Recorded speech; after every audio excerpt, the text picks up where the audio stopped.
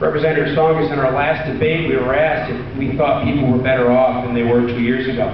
And you answered emphatically, absolutely they're better off. And I'm just wondering, maybe you're better off, but I'm just wondering how you can think people here in this district are better off. We've heard a lot of facts and numbers tonight about how we're continuing to struggle here. Unemployment continues to be chronically high, gas prices are high, home prices, where most of the net worth of the middle class keep their net worth, they are continuing to fall, and some instances stabilize, but may fall again. So people who have been unemployed, let's say for the last 2 years, how can you tell them that they're better off?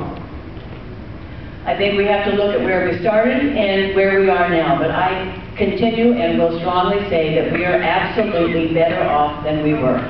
We were losing 800,000 jobs the last month of the Bush administration. Last month, we added 103,000. The past 2 years have shown steady job growth to the point where we are at a 7.8% unemployment rate.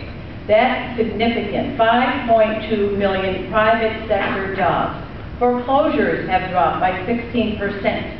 Very important. The stock market is rebounding, up 2,000 points in the past 2 years. So are we in a better place? Absolutely. Do we have more to do? You bet we do.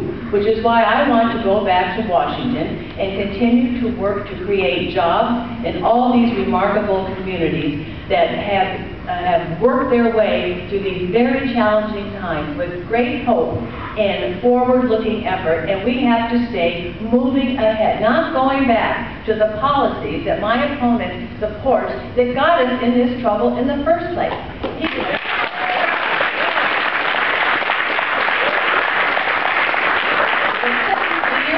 Bill Clinton, who produced 23 million jobs. That was with the tax rates in place that we are debating today. Very important comparison.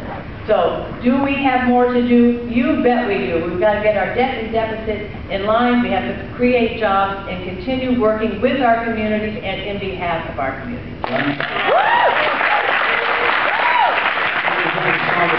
400,000 fewer jobs now than there were at the beginning of this administration. And the numbers behind the jobs, and don't get me wrong, I think it's good, but 1 month doesn't make a trend. And if we look at the numbers behind these unemployment numbers, we find the following. We find that people continue to drop out of the labor market. If we take the number of labor market participants from 4 years ago to now, and I know we're talking about 4 years instead of 2, we have a 10.7% unemployment rate. If we include the people who have dropped out because they've grown frustrated, we have a 15% unemployment rate. It's not working. The direction that we're headed in is not working. We have 1.25% economic growth this year. We had 1.75% last year. We had 2% the year before. We are going in the wrong direction. And I'm a practical person. You could show me something that's working, I jump on with both my feet. But you do not raise taxes when we are basically have almost no economic growth. You cannot tell us that the employment picture is getting better. It is not. The employment picture is getting worse. $2 trillion is sitting on the balance sheets of private business, and they're refusing to hire. They're refusing to hire, and they're refusing to invest. Why? Because they do not have certainty with regard to tax policy, with regard to regulatory policy. Medical device manufacturers in this district are actually moving overseas. $35 million facility in Ireland and a $100 million facility in China. Boston Scientific is moving. Why? Because it's costing them $100 billion a year in that 2.3% medical device excise tax that you voted for, that's on gross revenues, not even profit, it's gross revenues. Thank you. Okay, we're going to move on. We have come to the conclusion of the